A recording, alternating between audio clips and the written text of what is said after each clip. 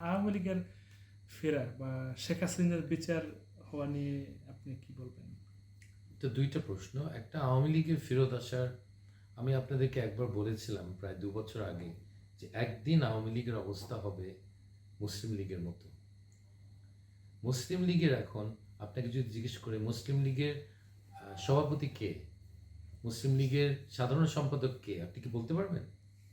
কিন্তু আমি লিখিত দিতে পারি যে আপনার বাপ দাদা মুসলিম লীগ ছাড়া ৪৭-এ ৪৮-এ মুসলিম লীগ ছাড়া কোনো পার্টির কথা তারা চিন্তা করতো না।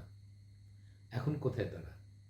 তা আমি আপনাদেরকে একটা প্রেডিকশন দিই যে ১০-১৫ বছর পরে আপনারা জিজ্ঞেস করেন আওয়ামী লীগের সাধারণ সম্পাদক কে যেন, মানে চিনবেন না। তাকে ইফতার পার্টিতে দু একজন ডাকবে, বামপন্থীরা, ওই কমিউনিস্ট পার্টি বাংলাদেশের মতো দালালরা এবং জাতীয় পার্টি ওরা ডাকবে, কিন্তু আর সাধারণ মানুষ আর চিনবে না যে এরা কে, সভাপতি কে, সাধারণ সম্পাদক কে আওয়ামী লীগের।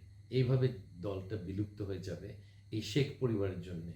এবং বিশেষ করে শেখ হাসিনা তার বাপের দলটাকে ধ্বংস করেছে, এই কৃতিত্ব ওনাকে দিতেই হবে। আচ্ছা। কারণ আওয়ামী লীগকে ধ্বংস করার জন্য বিএনপি কিছু করতে পারেনি, কিন্তু শেখ হাসিনা পেরেছে। এই আচ্ছা। কৃতিত্ব ওনাকে দেওয়া উচিত।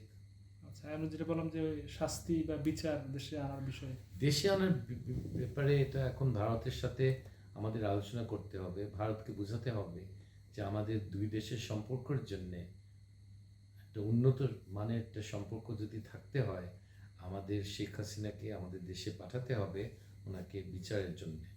এটা খুব গুরুত্বপূর্ণ আমাদের দেশের জন্যে আর দেশের মানুষের জন্যে। যে হাজার হাজার বাচ্চাকে সে হত্যা করেছে, যে শত শত লোককে বিডিআরে হত্যা করেছে, আমার বাবার মতো লোককে যে হত্যা করেছে, তার বিচার হবে না, এটা আমরা কেউ মেনে নিতে পারি না।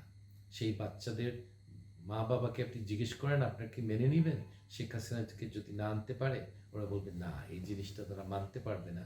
এবং এই অধ্যায়টা তাদের জীবনের, এই অন্ধকার অধ্যায়টা বন্ধ হবে শেখ হাসিনার দেশে এনে তার বিচার করে তার শাস্তি দিয়ে, তারপরে এই অধ্যায়টা বন্ধ হবে, তার আগে না। কিন্তু শেখ হাসিনা তো আসলে ভারতের সাথে বাংলাদেশের গোপন সম্পর্কের একজন সাক্ষী। ভারত কি তাকে ফেরত দেবে বলে মনে করেন, বা অন্য কোনো দেশে দিবে বলে মনে করেন? অন্য দেশ দিতে পারে, ভারতও দিতে পারে, দেখা যাক। এটা আমি প্রেডিক্ট করতে পারছি না এই মুহূর্তে, কিন্তু আমার মনে হয় এটা সম্ভব, সব কিছুই সম্ভব। ভারতের জন্যে ওনাকে রাখাটা, আমি মনে করি এটা কোনো খুব বেশি বুদ্ধিমানের কাজ না। ভারতের লোকরা বুদ্ধিমান, তারা জিনিসটা বুঝে তারা তাদের ঠিক কাজই করবে শেষে। অনেকে তো বলে যে ভারতের নিরাপত্তার জন্য তিনি তার ভারতেই তাকে শেখ হাসিনাকে রাখতে হবে, কারণ বাংলাদেশে যা করেছে ভারত, এটা তো শেখ হাসিনাকে দিয়েই করিয়েছে।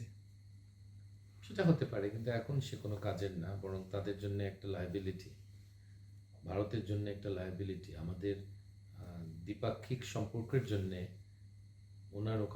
ওনাকে ওখানে রাখাটা, এটা আমাদের দেশের মানুষ আপত্তিকর মনে করে।